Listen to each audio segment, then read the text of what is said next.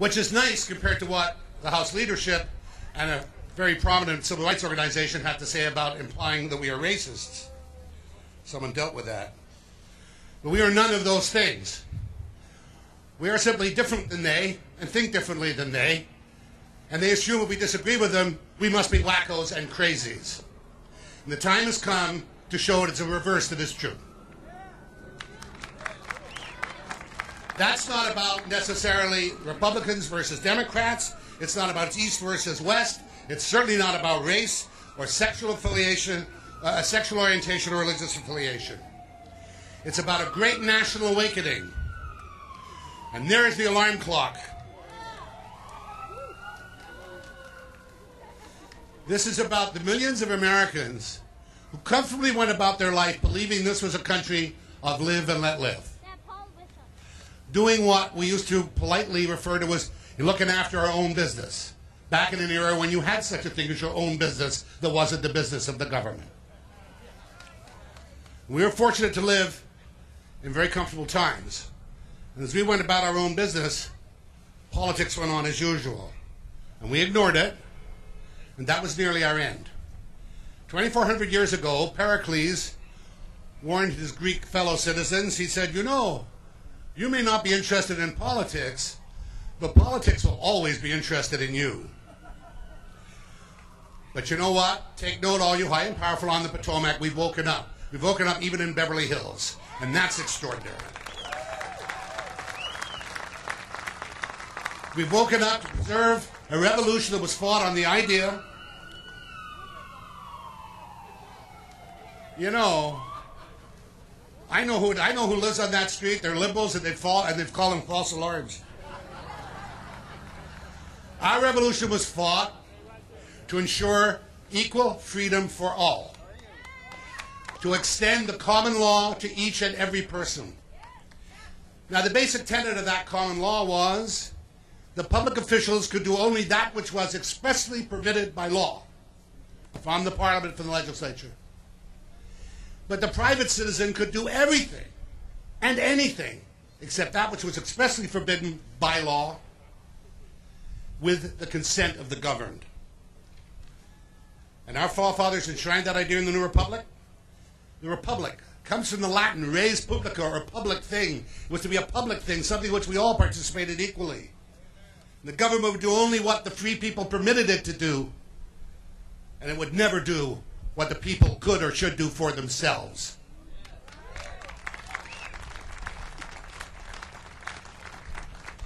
The government, of course, in the end, would reflect who we were as a people.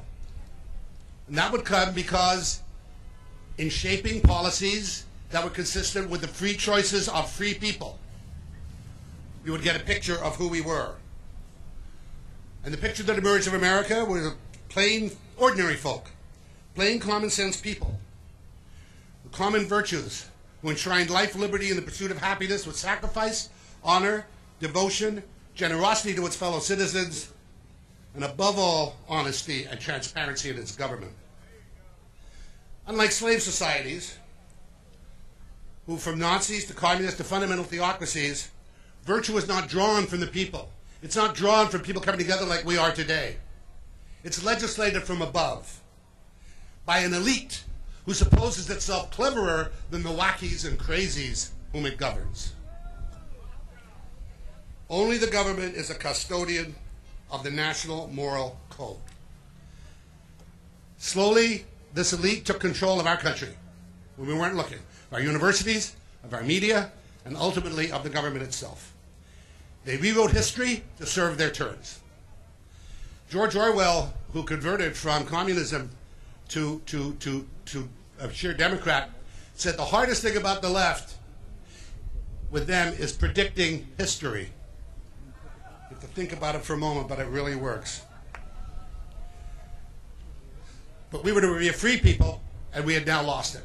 Because we were the wackos and the crazies, and they were the educated elites who knew better. But I ask you, are we a free people when our government depicts the free enterprise system as thoroughly corrupted and just a rotten selfish special interest, while government employee unions are chased and virginal and the font of everything that is good and right? Is it a free country when every child is born with a $30,000 debt? That's if they end up being one of the babies that grow up to pay taxes. If they're getting the other right group, I guess, that doesn't pay taxes, which includes most people in Congress, it seems, they get away with it. Is it a free country when the government establishes different classes of citizens, and then its Department of Justice decides that one of those classes, in this case Caucasians, is not entitled to equal protection under the Voting Rights Act? That's not a free country. And above all, is it a free country when the government can tell you, you're going to join my health plan and you will pay for it and you will do as I say, regardless of how you might wish to do it yourself? And no country can remain free unless it is strong. And how strong are we when our government is so lacking in dignity and pride, it remains silent and watches innocents slaughtered on the streets of Tehran by state thugs enforcing a rigged election, and then panders to those very thugs? How free is that when we are silent, we who are a beacon of freedom? How free are we when our own government, instead of denouncing that thug, corrupt state, goes to the United Nations and denounces the state of Arizona?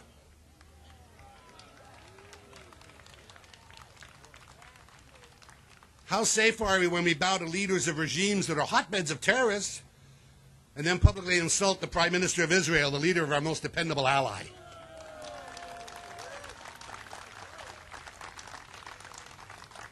And most of all, how safe are we when the government allows our borders to be so porous Osama bin Laden could drive across in a limo undetected? Why do they do that? Why have they let that happen? In the vain pursuit of votes. They believe that by pandering to the Hispanic American community, they will get votes. But I really think that Washington is going to be surprised to discover that Hispanic Americans are like all Americans, and they can't be pandered to because they care about this country just as much as every other kind of American.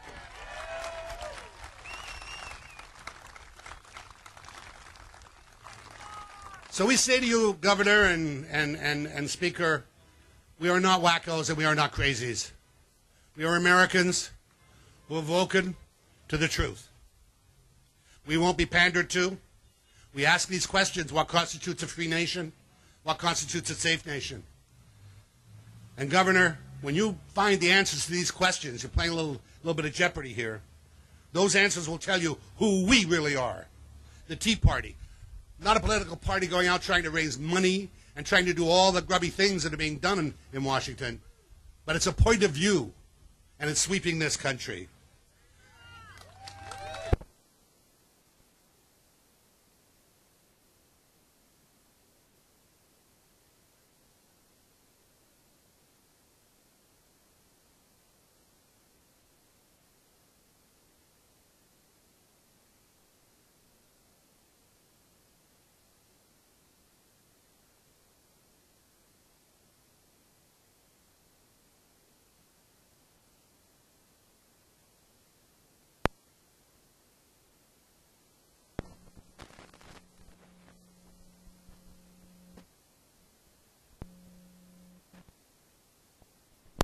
Because it isn't frightened that the other nation it's speaking to owns so much of our debt they could pull the plug on us tomorrow.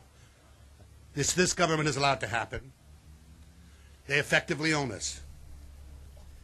These values, this America has not been lost.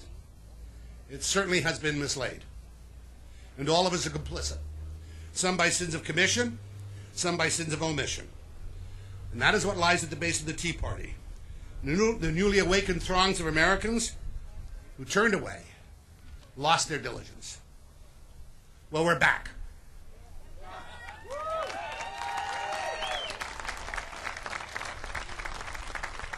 And to all you old-line politicians, what we have to say echoes Oliver Cromwell's directive to a parliament he felt had grown fat and dishonest. Go, he said. You have sat here too long. You've sat here for too long for any good you have been